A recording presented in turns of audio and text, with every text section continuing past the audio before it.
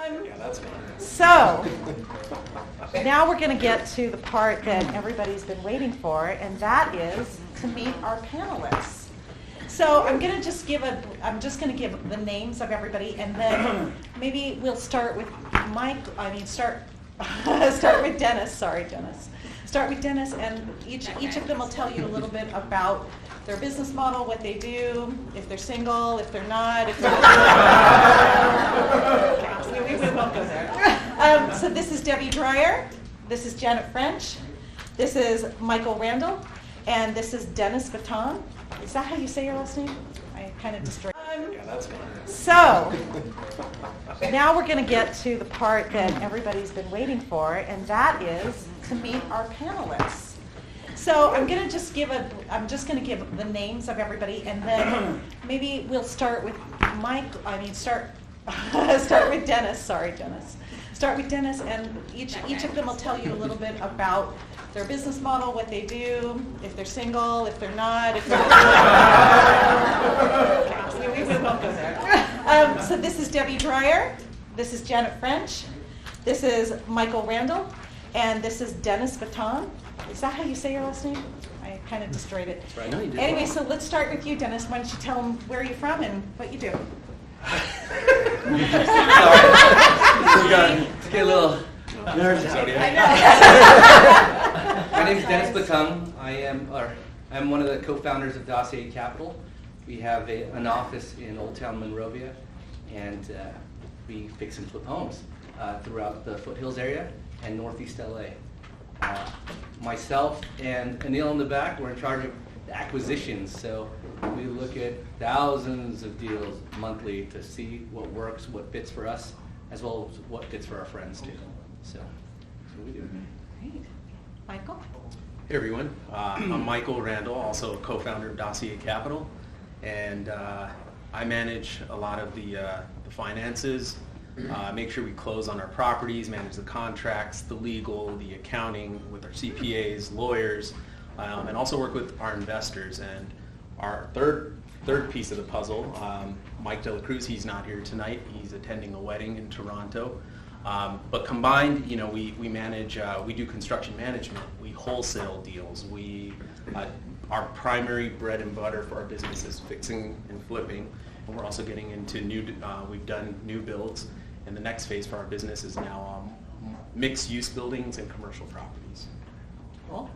Very cool. Janet? I'm Janet French, and my husband Larry and I, we work out strictly in the Coachella Valley, and we've been working out there since 2009, and our main goal was to buy rental properties so we could build cash flow, so we didn't have to continue to do this forever.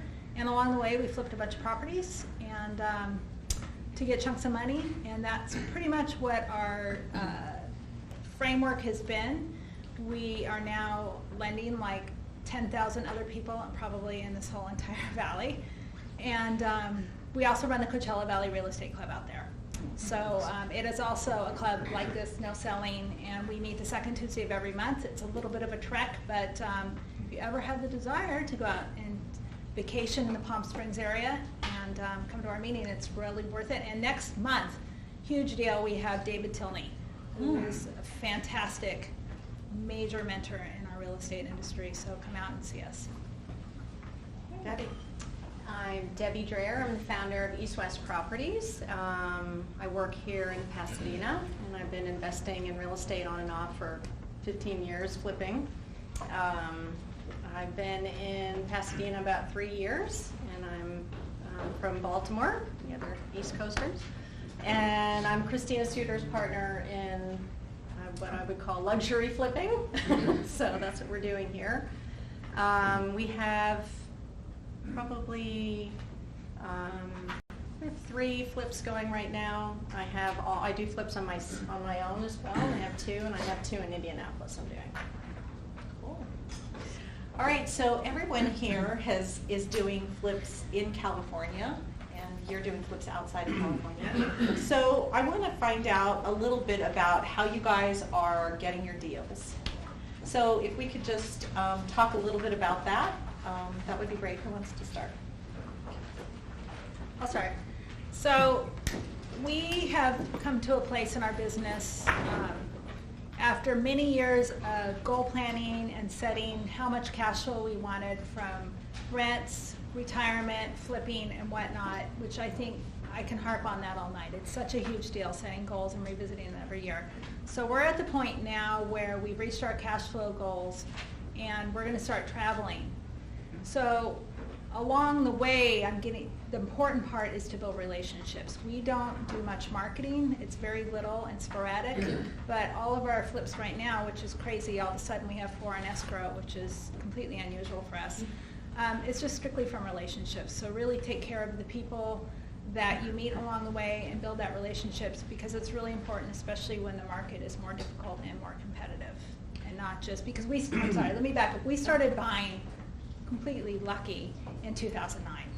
And prices were stupid and cheap, and it was really easy to buy. And I look back and go, why did we not buy like 10,000 more houses? But at the time, that was our capacity. So, but it's just building those relationships over time. And we're strictly out in the Coachella Valley. That is all we do. That's all we know. We know every single market there. If you come to us with an address, we know it within seconds what it's going to be worth.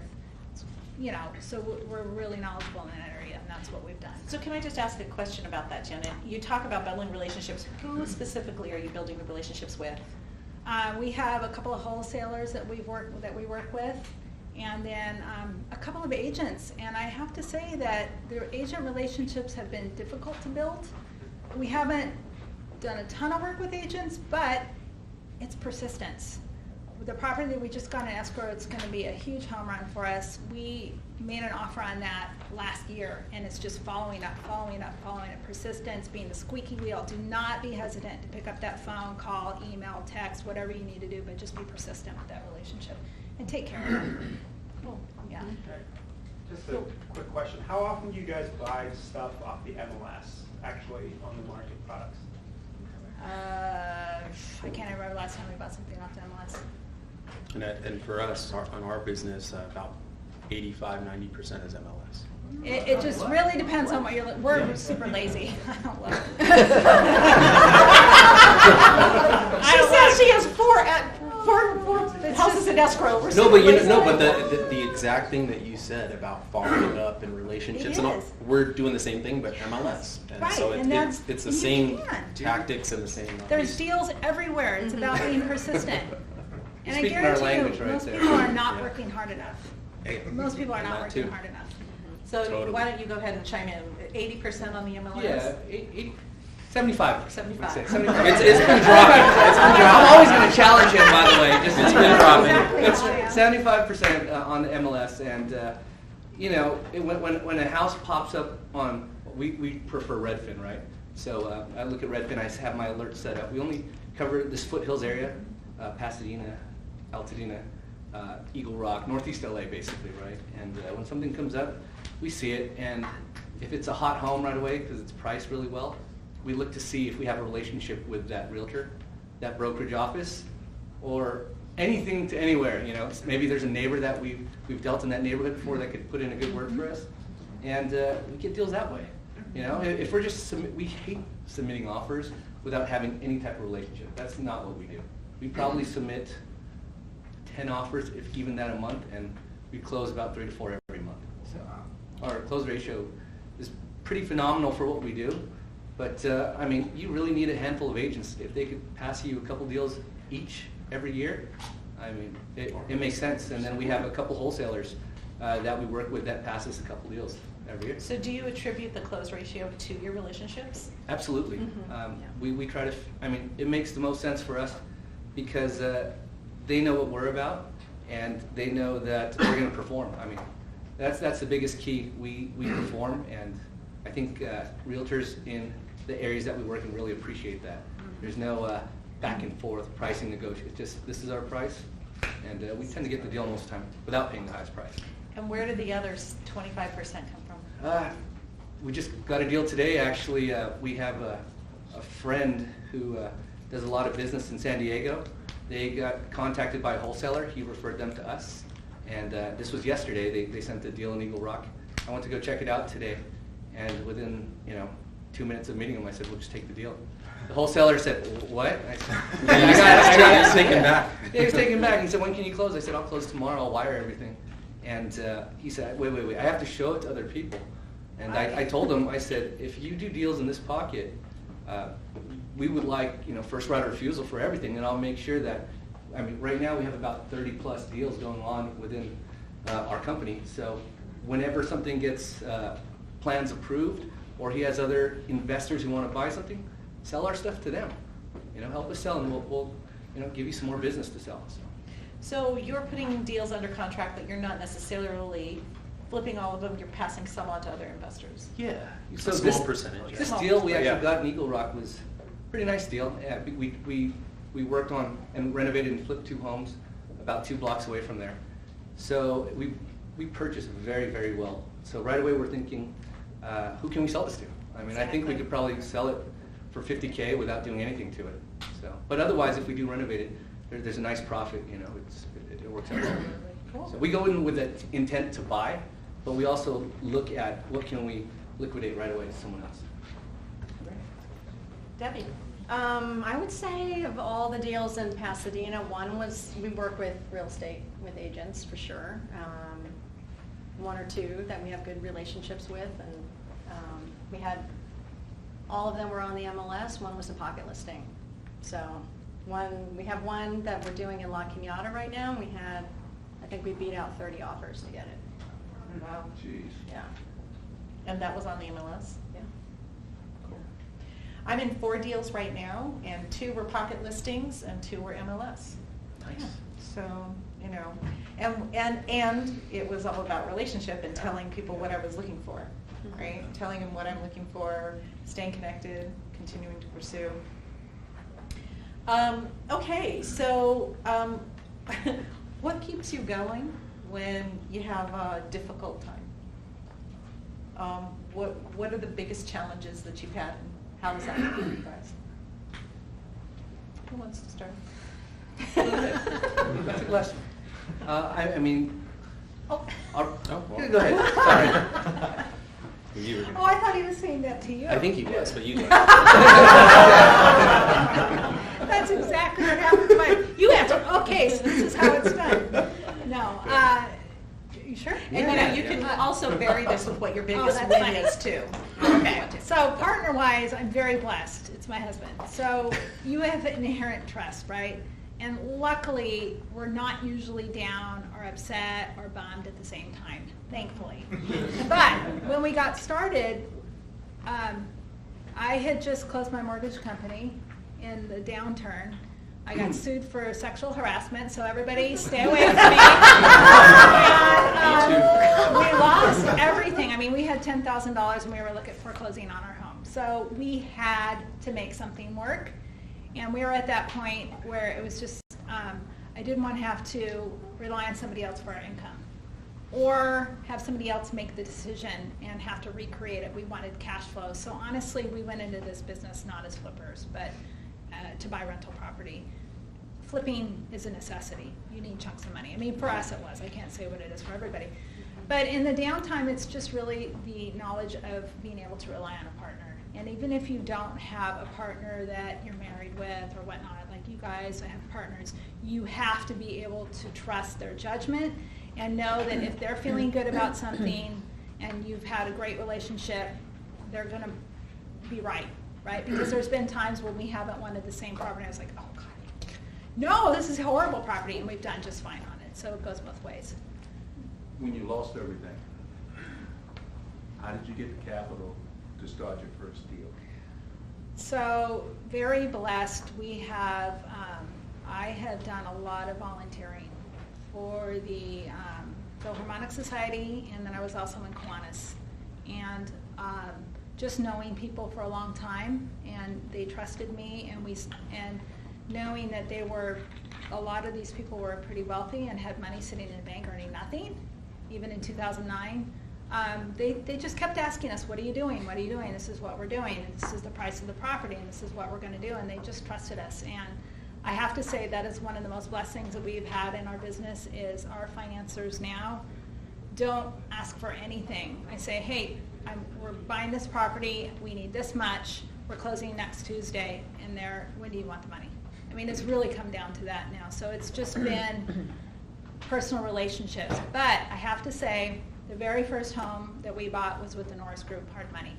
And the biggest bonus about Hard Money, do not shy away. I know it's expensive because we Hard Money our own money now.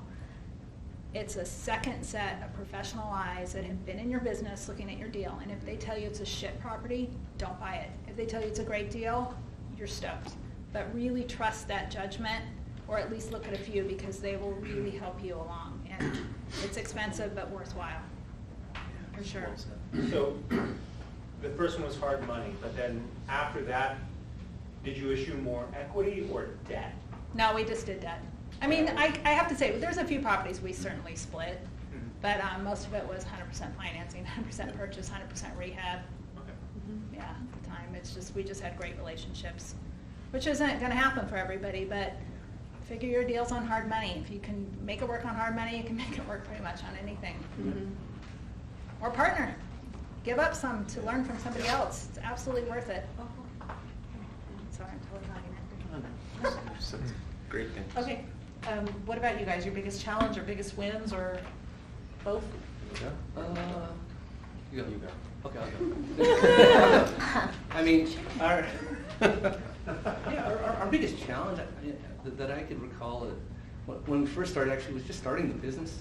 We had a very similar story. We had I was in the mortgage industry, and I was managing 50, 60 people at one point, and everything came tumbling down with the banks, and stopped lending money.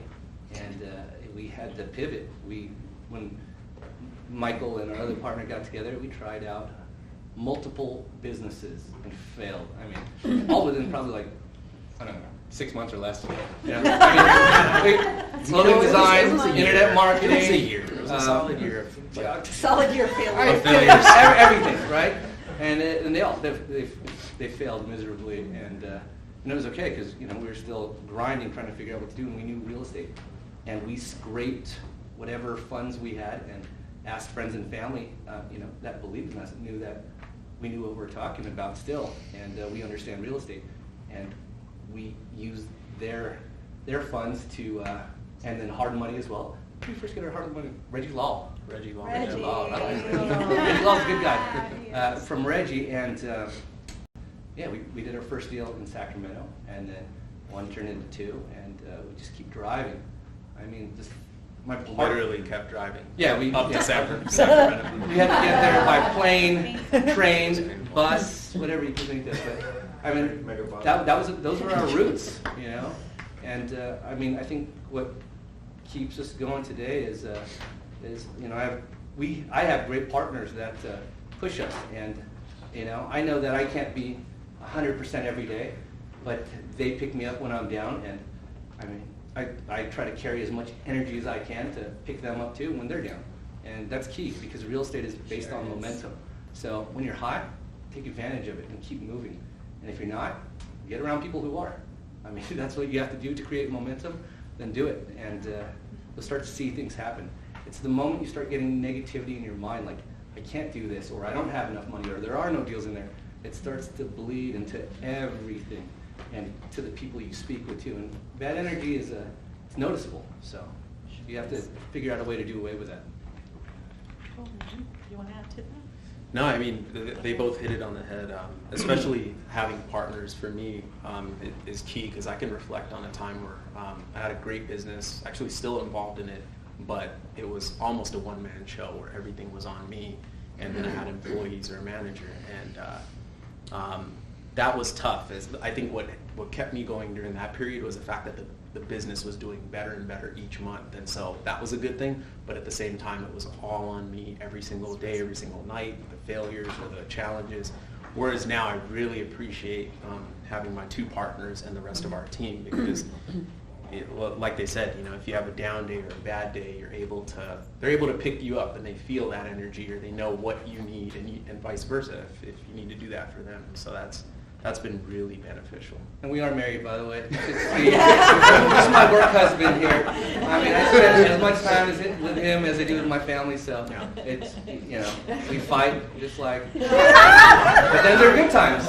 So His wife actually told one of our good friends that she's so happy that I'm around it, like in the work life, because she's like, it's like he's a representation or extension of me. So, yes,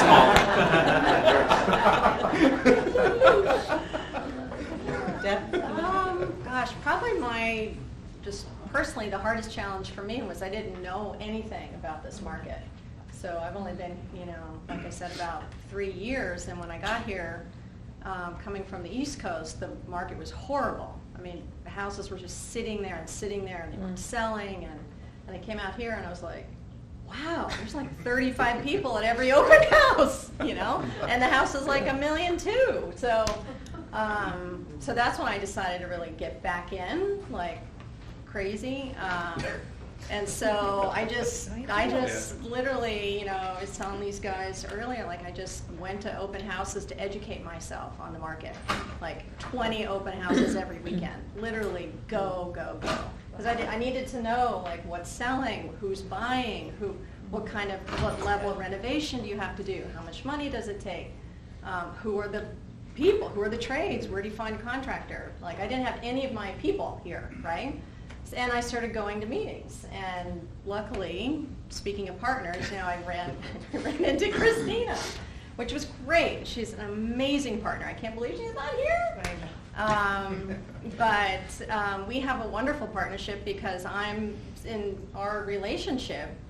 You know, I'm sourcing the deals, I'm doing the work, I'm managing the contractors, and these are things that I've known how to do, and I've done it before. I just hadn't done it here. Right, and I'm a producer by trade, so it's sort of second nature for me. So we hit it off, and it's been a great partnership because she's so her depth of knowledge and expertise in all areas of real estate investing has been huge for me. And we have the same risk tolerance, so. It's important, you know, and we were talking about that earlier too. You know, this is not an easy market. It is hard here, and you have to really.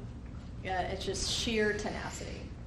That's all I can say. You know, 30 offers. Like you just have to keep going, and if you really believe in the property, and you know real estate. You know, it's like my dad has said forever: location, location, location.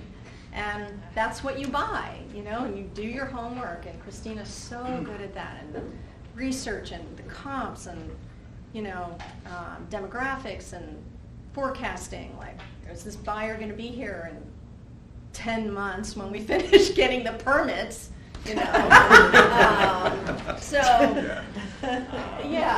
that's kind of the good and bad of it, but yeah, I've been super blessed. You know, of course, meeting Christina, and it took me a long time. It was not an easy relationship to develop, you know. I mean, you have to spend the time and meet these people and go to coffee and, you know, drive to the meetings in San Gabriel or wherever. And just go, you know. So that's my 2 cents. Cool.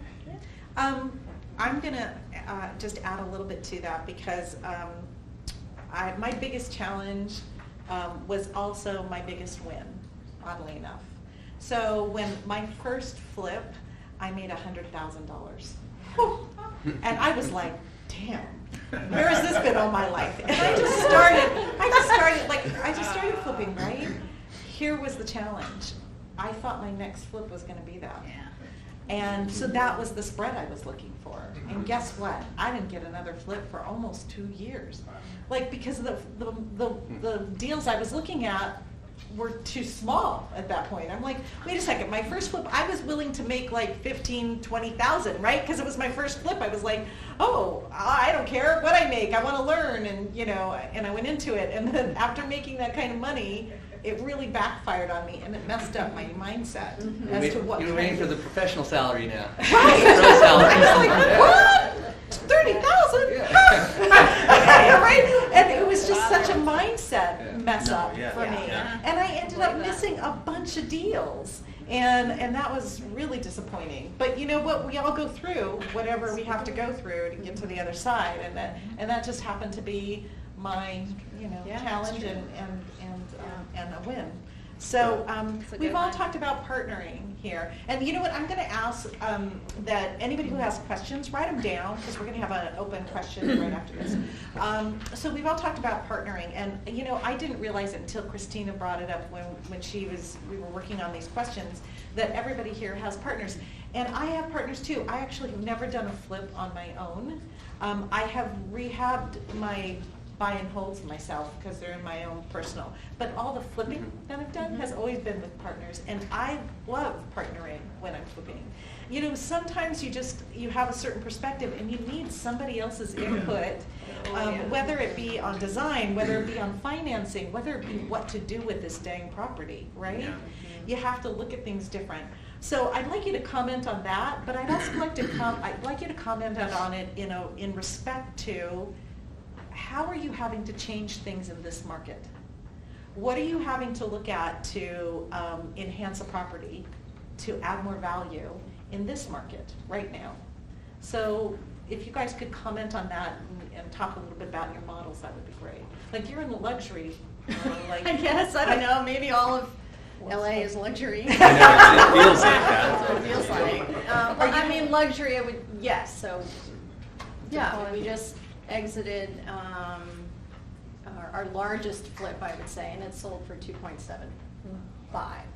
That's kind of up And there. just give everybody an idea of how long that took to rehab and how long it was on the market, because I think that's a little different than a Yeah, median we house. acquired it November 1st, or we started construction November 1st last year. And I think we were on the market by April. So That's actually. It's it good was a timing. whole home, yeah, it's a little slow, but it was a whole home remodel, and Is we that didn't the have to Linda add Vista on. area? That's the Linda Vista one, yeah. And it was on the market for 4 months? 4 months? Yeah, yeah. And so this is a really interesting, we were getting nervous, and, we came out of the gate like, oh man, and we put it up there at, what? So that's a big payment. Yeah, I know. Yeah. But we put it up there at like 2.9 because the comps supported it, right? And our partner, we had one other partner in that deal who's also a real estate agent, and he's a designer, very well known in this area. And he was doing great. He was flipping 10 houses himself for the year.